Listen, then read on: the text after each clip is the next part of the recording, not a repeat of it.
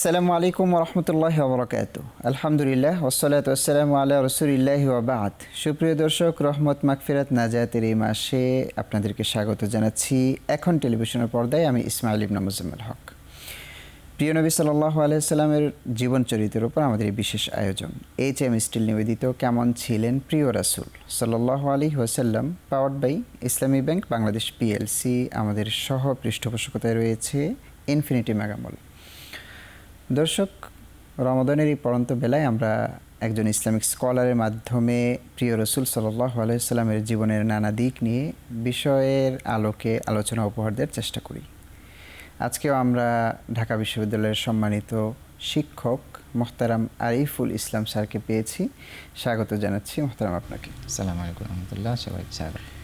ওয়ালাইকুম আসসালাম রহমতুল্লাহ। স্যার, আমরা প্রিয় নবী সাল্লাল্লাহু আলাইহি সাল্লামের অমুসলিমদের অধিকার রক্ষায় ভূমিকা কী ছিল, এই বিষয়টি আপনার মাধ্যমে দর্শকদের উপহার দেওয়ার চেষ্টা করবেন ইনশাআল্লাহ। প্রথমে বলতে চাই যে রাসূলুল্লাহ সাল্লাল্লাহু আলাইহি সাল্লামের যে ব্যবস্থা, যে রাষ্ট্র ব্যবস্থা বা তার জীবদ্দশায় তার অথরিটিতে থাকা, কোনো একটি পজিশনে থাকা অবস্থায় তার অধস্তন তার দেশের মধ্যে কোনো অমুসলিমের কোনো অধিকার লঙ্ঘিত হয়েছে এবং সেটির ব্যবস্থা নেওয়া হয়নি, এরকমের একটি এক্সাম্পল বলা খুঁজে পাওয়া যাবে না। কারণ এই ব্যবস্থার মধ্যে আমাদের প্রিয় নবী সাল্লাল্লাহু আলাইহি সাল্লাম যে ব্যবস্থাটি দেখিয়ে গিয়েছেন, সেইখানে অমুসলিমদের একটি বিশেষ নিরাপত্তা বলয় ছিল এবং সেই নিরাপত্তা বলয় তার অর্থনৈতিক অধিকার নিশ্চিত করে। তার কোনো অর্থনৈতিক কোনো কিছু প্রাপ্য যদি থাকে তাকে সেটা পূর্ণাঙ্গ রূপে দেয়া হয়। সে যদি কোনো কিছু অংশীদার হয় তাকে সেটি পৌঁছিয়ে দেয়া হয়। কেউ যদি তার কোনো অর্থনৈতিক অধিকার হরণ করে তাকে সেটা উদ্ধার করে দেয়া হয়। কোনো ডিসপিউট যদি হয় তাহলে নিরপেক্ষভাবে বিচার করে তাকে সেটি দেয়া হয়। এবং আমাদের একজন খলিফা হযরত আলী রাদিয়াল্লাহু তাআলা আনহুর এটা জানি আমরা যে তার সাথে একটি বিষয়ে একজন অমুসলিম মিথ্যা একটি দাবি করার পরেও তার পক্ষে রায় দেওয়া হয়ে গেছে, কারণ তিনি এটার পক্ষে যুক্তি এবং দলিল দিতে পেরেছেন যেটা আলী রাদিয়াল্লাহু তাআলা নিজে পারেননি। এই শিক্ষাটাই তো আমাদের প্রিয় নবীর শিক্ষা।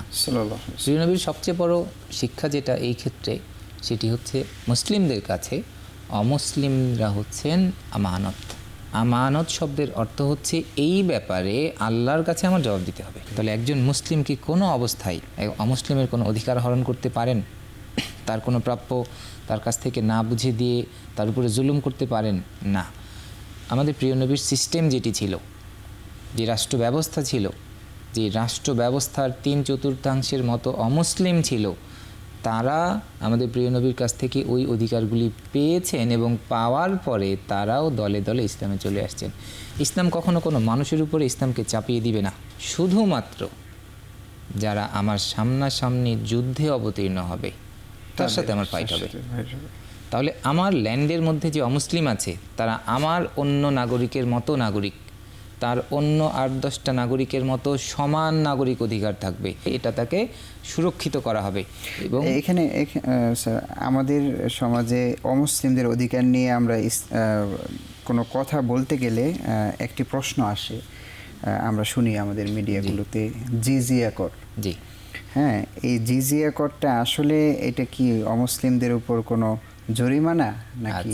রাষ্ট্র তার ব্যয়ভার পরিচালনার জন্য তার সিটিজেনদের উপরে যে কোনো রকমের চার্জ আরোপ করতে পারে। জি, এটা কিন্তু পারে এবং এটি প্রয়োজনীয়তা আছে। আধুনিক রাষ্ট্র ব্যবস্থার মধ্যে যত রকমের সার্ভিস রাষ্ট্র প্রোভাইড করে, এই সার্ভিসের এটার ফান্ডিংটা কোত্থেকে আসবে? এটা আলটিমেটলি সিটিজেন দিবে। সেক্ষেত্রে এই সিটিজেনদের কিন্তু কোনো ধর্মবর্ণ নাই। রাষ্ট্রের খরচ নির্বাহ করার ফান্ডিং সবাই করবে। আর অমুসলিমদের একটা স্পেশাল নিরাপত্তা তাকে দেয়া হয়, তাকে স্পেশাল নিরাপত্তা দেওয়া হয়েছে। তাকে আরেক শ্রেণীর আরেক রকমের নিরাপত্তা দেওয়ার প্রয়োজনীয়তা রাষ্ট্রের আছে।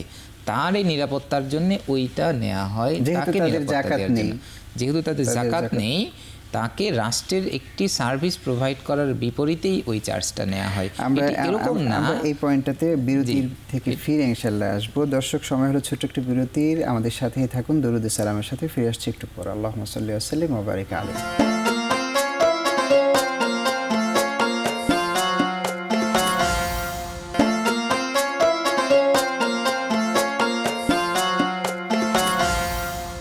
আল্লাহুম্মা আল্লাহুম্মা সাল্লি ওয়া সাল্লিম আলা নবিয়িনা মুহাম্মদ। দুরুদ ও সালামের সাথে আরো একবার স্বাগত জানাচ্ছি দর্শক আপনার প্রিয় আয়োজন এইচএম স্টিল নিবেদিত কেমন ছিলেন প্রিয় রাসূল, powered by Islami bank Bangladesh PLC. আমাদের সহ পৃষ্ঠপোষকতায় রয়েছে ইনফিনিটি মেগামল। আমরা চমৎকার আলোচনা শুনছিলাম আজকে এবং একই সাথে গুরুত্বপূর্ণ বটে রাসূল সাল্লাল্লাহু আলাইহি ওয়াসাল্লাম তার রাষ্ট্রে অমুসলিমদের অধিকার কিভাবে রক্ষা করেছিলেন। আমরা বিরতির আগে স্যারের কাছে প্রশ্ন রেখেছিলাম বা একটি বিষয়ে কথা হচ্ছিল যে জিজিয়া কর নিয়ে, আমরা এটা একটু আলোচনা শেষ। এক্ষেত্রে যেটি বলছিলাম যে রাষ্ট্র, যে ইসলামিক একটি রাষ্ট্র শুধুমাত্র অমুসলিমদের কাছ থেকেই এক্সট্রা চার্জ করে তা কিন্তু না, মুসলিমদের কাছ থেকেও এক্সট্রা চার্জ করে জাকাতের বাইরে। জাকাত তো শুধুমাত্র ধনী শ্রেণীর এবং বছরে মাত্র একবার পেয়েবল নির্দিষ্ট একটি পার্সেন্টেজ, এবং যেটি খরচও করা হবে নির্দিষ্ট 8টি জায়গার বাইরে তো জাকাতকে খরচ করা যাবে না। কিন্তু রাষ্ট্রের এই খরচ কিভাবে নির্বাহ হবে, সেক্ষেত্রে সকল সিটিজেনই এটাতে পে করবে। জি, এটা মুসলিম অমুসলিম বলে কথা না, এটি অধিকার, সবাই রাষ্ট্রের সার্ভিস নেবে রাষ্ট্রকে পে করার বিনিময়ে। তা না হলে রাষ্ট্র কোত্থেকে এটা প্রোভাইড করবে? রাষ্ট্র তো আর নিজে ইনকাম করবে না। তাহলে এটি মূলত একটি সমন্বিত প্রক্রিয়া, সকল সিটিজেন দিবে। সেই সিটিজেনে কিন্তু মুসলিম অমুসলিম হওয়ার কোনো বিষয় নাই, কিন্তু স্পেশাল একটি বিশেষ প্রভিশন অমুসলিমদের জন্য, সেটা জিজিয়া কর। কারণ সে এক্সট্রা প্রোটেকশন তাকে দেয়া হবে, তার এই নিরাপত্তার বিনিময়ে তাকে এক্সট্রা একটা পে করতে হবে।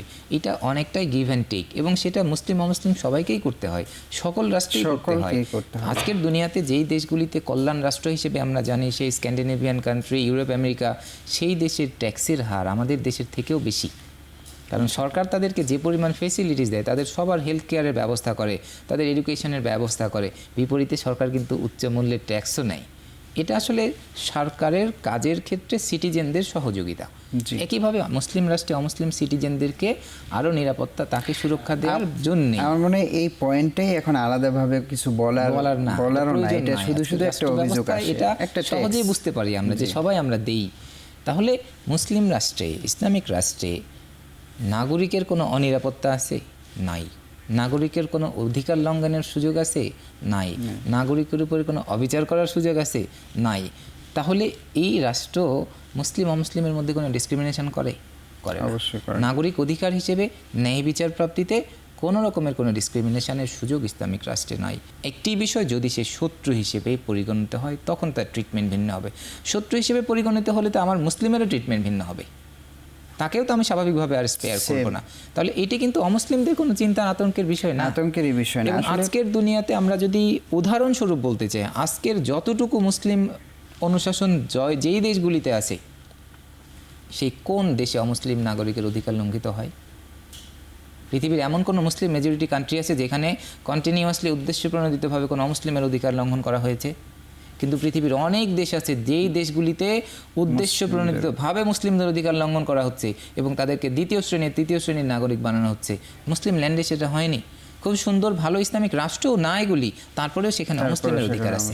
যে কারণে আমাদের এটা হেরিটেজ, আমরা অমুসলিমদেরকে প্রোটেক্ট করি, আমরা তাদেরকে দুনিয়া স্বীকৃত, একই সাথে মানবতার মুক্তির দূত মুহাম্মদ রাসূলুল্লাহ, আমাদের প্রিয় নবী এটাই আমাদেরকে শিখিয়েছেন। তার আদর্শ আমরা তাকে দেখে শিখেছি যে আমাদের কিভাবে অমুসলিমদেরকে ডিল করতে হয়। অনেক শুকরিয়া চমৎকার আলোচনা উপহার দেওয়ার জন্য। আজকে বিদায় নিচ্ছি, ইনশাআল্লাহ সামনে কোনো পর্বে দেখা হবে আপনার সাথে। দর্শক, ইসলাম এমন কোনো জীবন ব্যবস্থা না যেটি 1400 বছর পরে এসে সেই সমাজের সাথে ম্যাচ করবে না। সুতরাং এটি একটি ভাষা, এই ভাষাটাকে রেখে আপনি রাষ্ট্রের অন্য সুবিধা যেরকম মুসলিমরা পাচ্ছে আপনিও পাবেন, এক্সট্রা পাবেন, এবং আমাদের দেশও আমরা মনে করি এক্সট্রাই হচ্ছে। তার উজ্জ্বল দৃষ্টান্ত আমরা দেখি আমাদের দেশের মন্দির পাহারা, পূজার সময় তাদেরকে সকল রকম চক্রান্ত থেকে আমরা মুসলিমরাই পাহারা দিয়ে থাকি। সুতরাং এই শিক্ষা মুহাম্মদ রাসূলুল্লাহ সাল্লাল্লাহু আলাইহি ওয়াসাল্লাম দিয়ে গিয়েছেন। একই সাথে তিনি নির্দেশ দিয়েছেন কঠিনভাবে, তোমরা মন্দির ভেঙো না, পেগোডা ভেঙো না, কারো দেব দেবীকে গালি দিতে পর্যন্ত রাসূল সাল্লাল্লাহু আলাইহি ওয়াসাল্লাম নিষেধ করেছেন। সুতরাং ইসলামের আদর্শ সঠিকভাবে যদি আমরা জানার চেষ্টা করি এবং সেটি আমরা সকলের কাছে পৌঁছে দিতে চাই, তাহলে রাসূল সাল্লাল্লাহু আলাইহি ওয়াসাল্লামের জীবন আদর্শকে আমাদের ফলো করতে হবে। সেজন্য এই আয়োজনের মাধ্যমে আপনাদের কাছে সংক্ষিপ্তভাবে তুলে ধরার চেষ্টা। আল্লাহ তাআলা আমাদেরকে তৌফিক দান করুন। আগামী দিন দেখা হবে ইনশাআল্লাহ। আসসালামু আলাইকুম ওয়া রাহমাতুল্লাহি ওয়া বারাকাতুহু।